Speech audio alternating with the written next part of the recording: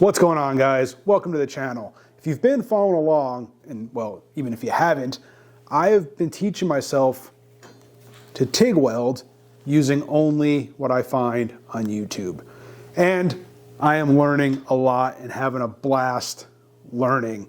I'm learning that it is a lot harder than it looks. I'm learning that the coordination between the right hand, the left hand, the right foot, all that stuff working together, I need more practice. I mean, there's no other way around it. I have got to practice more. Unfortunately, I haven't had a whole lot of hood time lately. Just been a whole lot of other things going on. Life, you know, it happens. But I'm finally able to sit down and put in some time. So I think today I'm going to try a lap joint. I've got some 1/8 inch weld coupons here.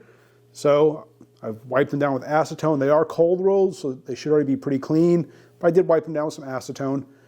And I'm going to use these to practice some lap joints. I may try a T-joint at the end. We'll see. See how this goes first. So like the other videos and like any other welding, a lot of things to keep in mind. First, got to make sure I'm getting enough heat in there. I'm going to start off probably about 110 amps. Like I said, this is 1/8 inch, 120.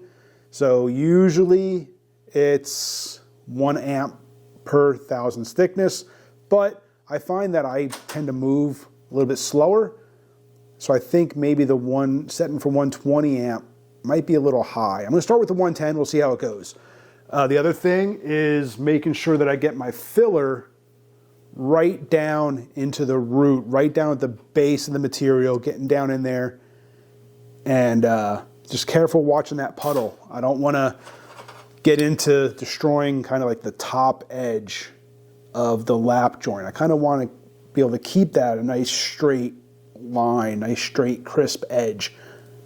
We'll see how it goes. My control probably isn't there. We'll see what happens. But let me get set up and try laying down a lap joint. All right, so I've got my two pieces here tacked together. And what I'm gonna try to do, trying to film this so I can get an arc shot also, so this might be a little difficult. It's kind of set way out here. I'm gonna do it in short steps. Like I said, I'm starting at 110 amps. We'll see if it's enough. Like I said, I tend to move slow, so hopefully there won't be too much heat. Hopefully there'll be enough heat. We'll see. I'm gonna start with that, but I'm just gonna do a little bit just so I can hopefully get the arc shot and get a little, and see how the 110 amps does.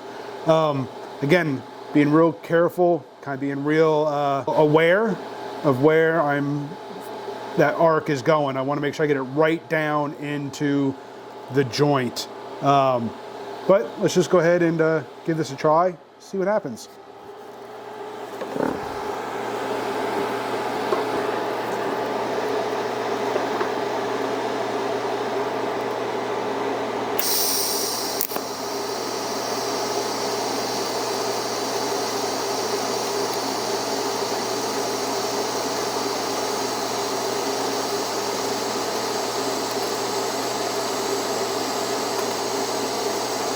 I got my filler rod stuck.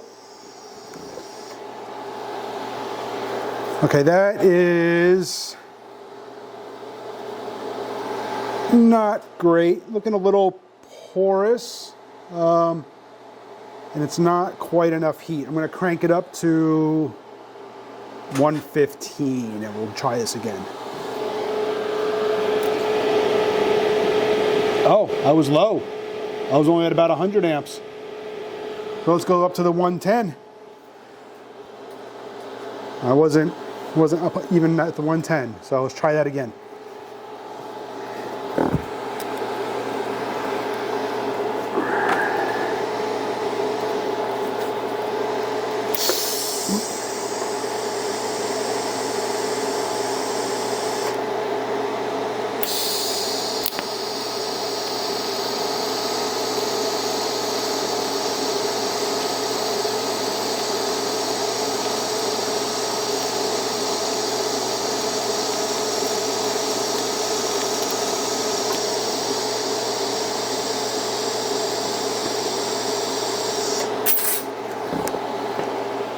Okay, that was better. So, not horrible. That's a little hot. Hang on. Okay, so there you can see, whoop, maybe you can see if I didn't drop it. The bottom part of the bead there, you can easily see that was really low, real low current. The second part of the bead looks a lot better. I did kind of distort that top plate a little bit. It's still looking kind of porous, like wavy. I don't know if you guys can see that in there. I don't know if that's focusing or not. I can't tell from here. Can you guys see that? Hopefully it's focusing all right. Yeah, I don't know. I'm gonna try upping the current a little bit maybe. Maybe I'm not aiming, maybe I'm aiming too high with the arc. It's kind of hard to tell, especially with this camera right here in front of me. It's really hard to tell where I'm aiming, but I'm gonna leave it at 110 and just do another one and see what it looks like. See if I can concentrate on keeping that arc lower into the joint. Maybe I'm too high on the joint. See what the arc shot shows. If anything, I'm trying an actual filter on the camera, so I don't even know if an arc shot's even gonna show up. Hopefully it does.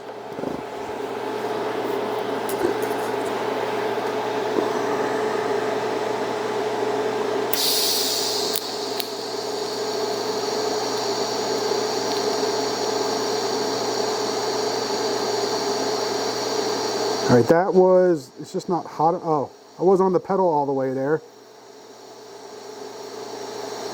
So the beginning part of that bead's definitely gonna look bad. I wasn't on the pedal all the way. That part I got away from the joint.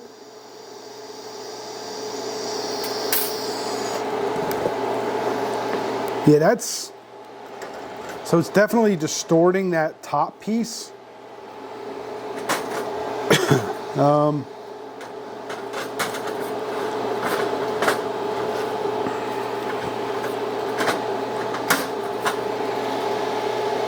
It's not horrible.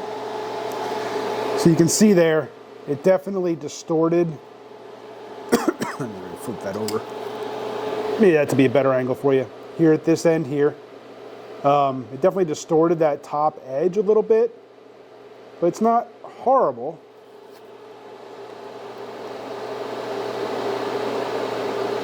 Yeah, I mean, I think that might be enough heat. I'm going to flip this over to the other side of it. I'm going to stay at that heat setting. Maybe, like I said, I do move slow, so I don't know if having more heat is necessarily a good thing, or more current.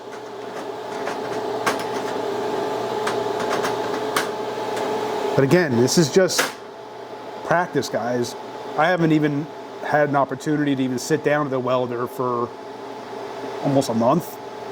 I probably should have practiced before filming this, but you know, it is what it is. I don't want to try to make it look like I've done a bunch of practice and sit down and go, look how good this looks. I've done great my first time out. No, I haven't sat down with the welder for almost a month. So yeah, it is what it is. Let's just keep moving and we'll do some more. Let's see how bad we can screw this up.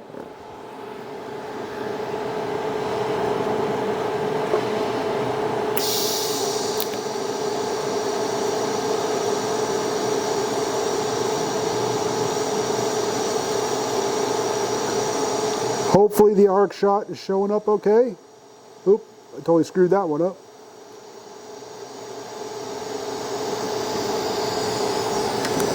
Ooh, that's really bad. Let me just show you how bad that one is. I have no idea. Maybe I wasn't on the pedal all the way again. I thought I was. That is, yeah. A really bad joint there. This is why we need practice, guys. Yeah. practice. All right, let's do this again.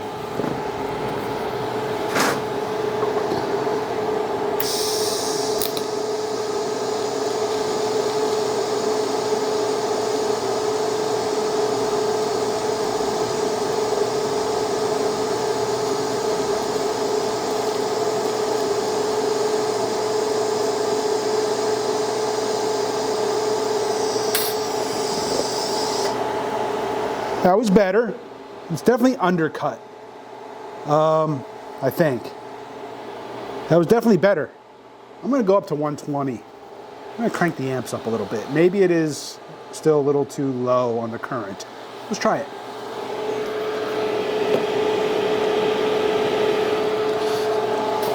All right, at 120.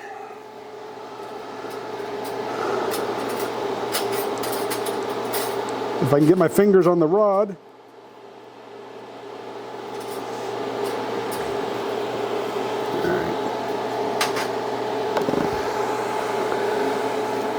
All right, 120.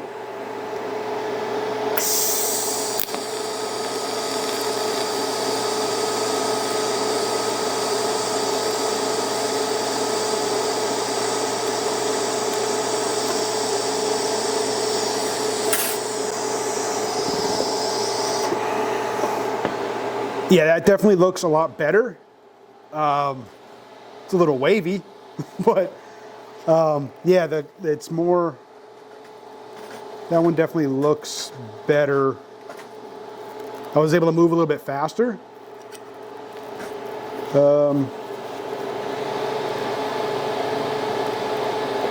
I definitely need practice, but whoop, there you can see up along that top edge, I was at 120. I'm gonna grab another piece here. What I'm gonna do, I think, I'm just gonna go stack that one right there on top. Let me tack this together.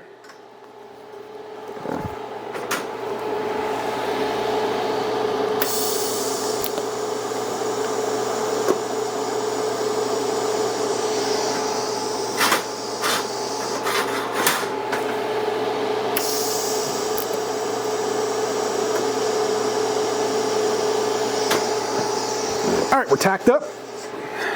I'm twisted up. Let's go with an, now I'm also using a 1/16 filler rod, I think. I believe it's 1/16.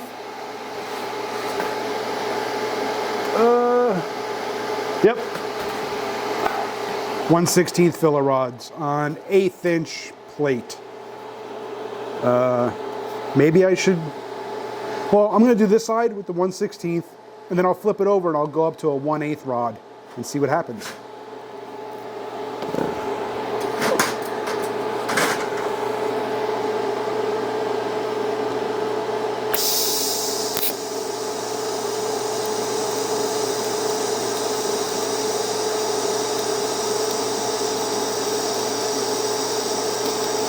Oop, I slipped a little. Yeah, that was bad. I went too fast and I actually slipped right there in the middle. You don't need to see that one. That one is bad. All right, let's finish this one out.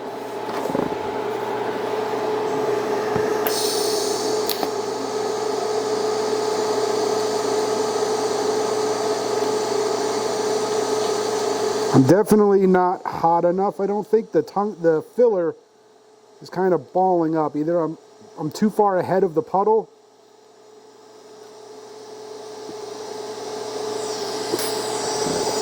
Yeah, that was really bad. I think I was adding the filler too far ahead of the puddle, and I actually dipped my tungsten on that one, or I touched the filler to the tungsten. Let me swap that out. So yeah, that was that's a really bad one too. The good practice is to have tungsten ready to go.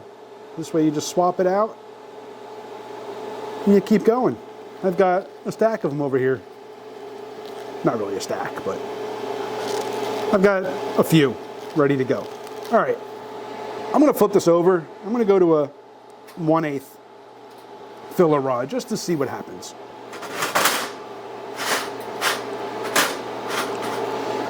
Let's see. All right, 1/8 filler. Let's see what happens with this. Ooh, that's, I hit a warm spot there. I don't know what the hell that was.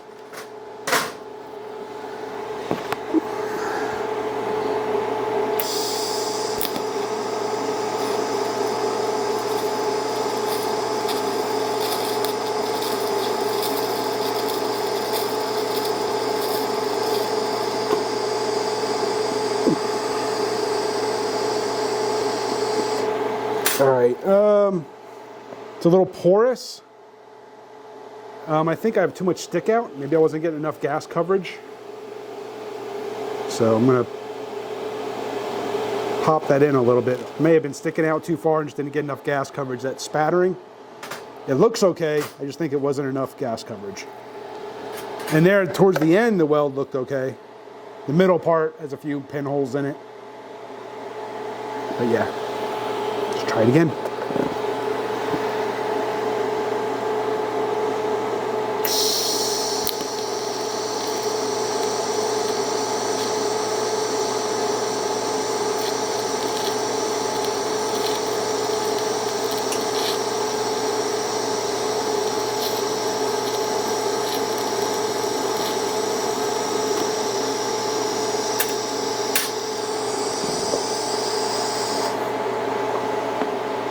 Nah. Definitely not going to win any awards. I do like the bigger filler rod on that. I don't know. So this will be a good example. You'll be able to see the 1/8 inch bead will be above the 1/16. Not 1/8 inch. Is that 1/8 inch rod? What is that? 3/32 rod, as opposed to 1/16. 1/8 inch, that'd be a huge, 3/32. So you'll be able to see the two combined. I don't know if I was just moving too fast, maybe. But yeah, that's hot. That whole thing's hot. There we go. All right, so the top joint is with the 3/32 rod, and the bottom is with the 1/16. Like I said, they're not pretty beads. They're not. Yeah, I definitely need obviously more practice, but it's kind of the point of this, right? Practice, practice, practice.